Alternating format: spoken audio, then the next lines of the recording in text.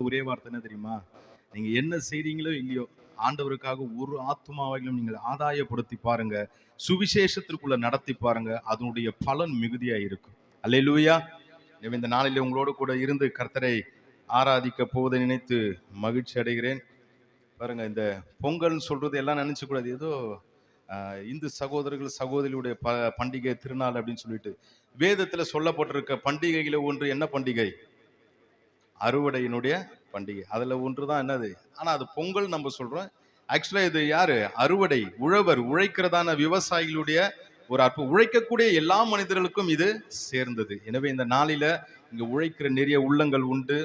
வீட்டுக்காக, வீட்டினுடைய காரியங்களுக்காக, மற்ற வயல்வெளியில இந்த 100 நாள் வேலை இதெல்லாம் இங்க சென்னை பக்கத்துல அதெல்லாம் கிடையாது. ஆனா இந்த சைடு எல்லா இடத்துலயும் இருக்கு. நீங்க எல்லாம் உழைக்கிற தாய்மார்கள். காலையில சீக்கிரமா எழும்பக்கூடியவங்களா இங்க இருக்கீங்க. நம்ம ஏரியாலாம் ரொம்ப கஷ்டம்.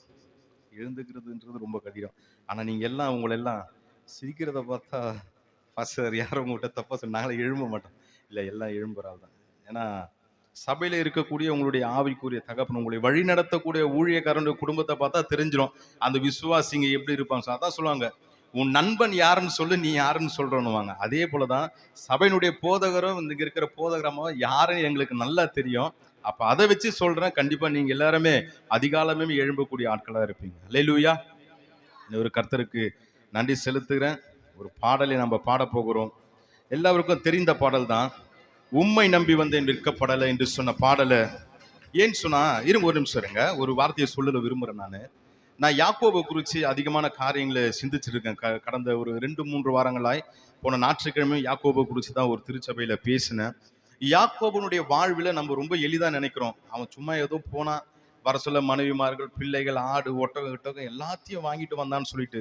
ஆனா அதற்காக அவன் உழைத்த நாட்கள், அதற்காக அவன் பட்ட பிரயாசங்கள், அதற்காக அவன் அனுபவித்த வேதனை, மரண வேதனைலாம் தன்னுடைய வாழ்நாளில அனுபவித்து தான் இத்தனை பெரிய ஆசீர்வாதங்களுக்கு சொந்தக்காரனாய் மாறினான். அப்படின்னா என்ன தெரியுமா? யாரும் நினைக்காதீங்க எளிமையா எதுவுமே கிடைச்சிடும்னு சொல்லிட்டு.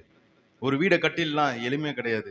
ஒரு திருமணம் பண்ணிடலாம், எளிமை கிடையாது. எளிமையா திருமணம் பண்ணலாம், எப்படின்னா குறைஞ்ச செலவுல பண்ணலாம். ஆனா எளிமையா திருமணம் பண்ணணும்னு சொல்லி டக்குன்னு ஏதோ ஒன்று பார்த்தோம் கட்டணும்னா அந்த வாழ்க்கை எப்படி இருக்கும் தெரியுமா? சில காலங்களில் சென்னை பட்டணத்துல எனக்கு தெரிந்த ஏறத்தாழ 4 குடும்பம், ஏகப்பட்டது இருக்கு. எனக்கு தெரிஞ்ச 4 குடும்பம், கணவன் ஒரு பக்கம், மனைவி ஒரு பக்கம் வாழ்ந்துட்டு இருக்காங்க. அப்படிப்பட்ட வாழ்க்கை. ஏன்னு சொன்னா அவசர அவசரமா திருமணம் பண்ணாங்க. எனவே இந்த நாளில் நான் சொல்லக்கூடிய விஷயம் என்ன தெரியுமா?